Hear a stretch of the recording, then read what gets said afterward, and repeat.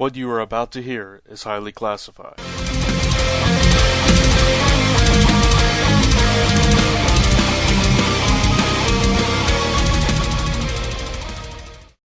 In episode number 157 of Zone 4, we welcome Decapitated Dan onto the show, who shares with us the second annual DanCon Comic-Con, which took place a couple of weeks ago.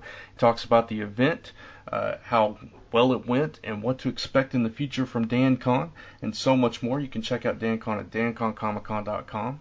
Plus, we talk about the summer relaunch of Valiant, the end of Marvel's Crossgen run, and Comic Geek Speak's 7th anniversary.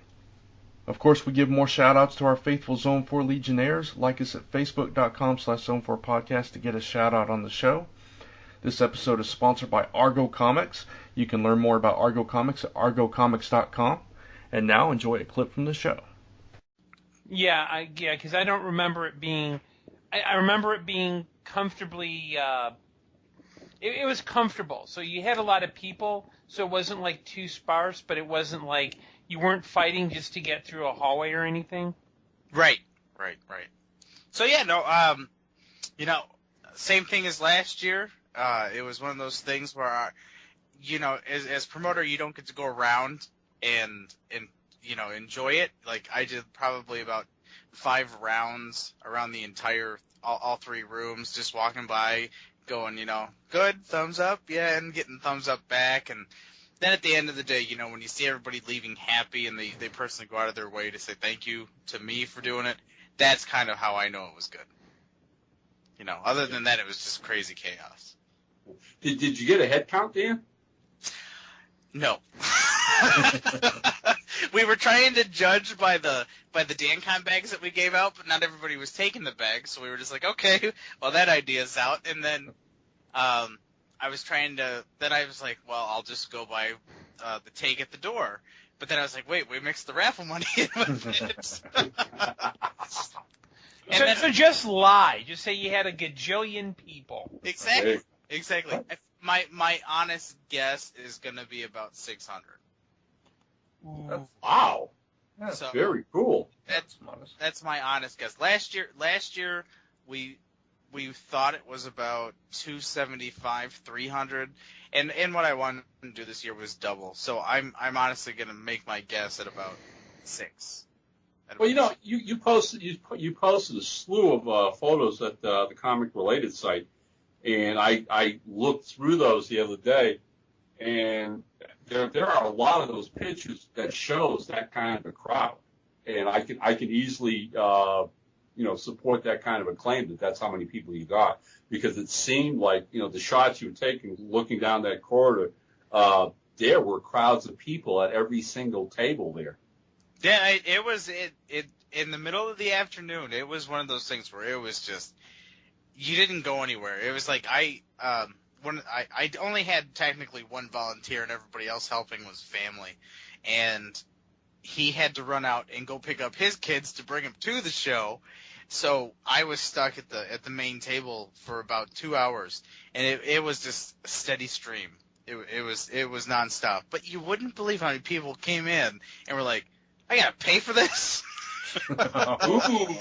Wait a minute. Like, wait, they're complaining because they had to pay $2 whole to get in? Wow. $2 whole to come in and see 60+ creators. Yep. Did your hand get sore after smacking them? It got raised. it got raised and then turned palm sign up saying, give me the $2. Yeah, right. But no, it was one of those things, and I was telling someone that, and they're like, yeah, here's what you do. Get a short box, drive to their house, put it in their front yard, and go, this one's free, you want to come out and take a look? Oh. Ouch. But no, it is what it is. I think no matter what you do, you always have someone who is going to say something. Oh, sure. But still, $2, come on. Come right. on, people. You might as well throw it out in the street,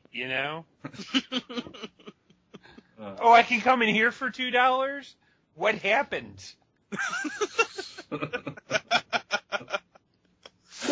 Oh, all right. So I have to ask. I mean, did we were talking about this, when you were our guest prior to the show, and one of the things I think Brandon brought up the topic, there were a lot more of the comic-related family there this year, weren't there? Yeah, there were. Now that the show's over, what I can admit, because I always say it's a Chicago thing. It's who's here in the area, but prior to the show, and this is, I think, had to be around the time the date was announced, so it was early October, mid-October, somewhere in there.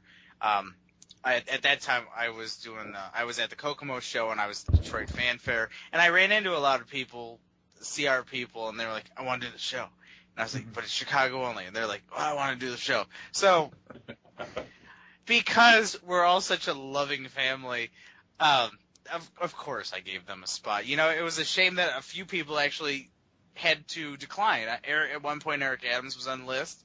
At one point, Tony Miello was on the list.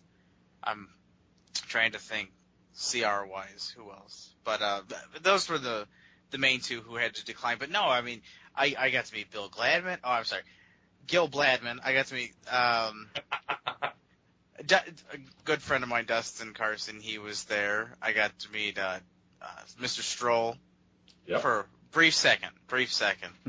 That's because he didn't introduce himself to me. Uh-oh. That's right. I was like, that's not Brian Carson. And they're like, no, he was sick. Yeah. And if you'd like to hear the rest of the show, it'll be live later today at zone4podcast.com, comic related, and on our Facebook page. You can also check out our weekly webcomic, updating every Monday at zone4podcast.com/webcomic. We're very close to wrapping up the story. Zone 4 is proud to support suicide prevention. You can donate at suicidepreventionlifeline.com/getinvolved/donate.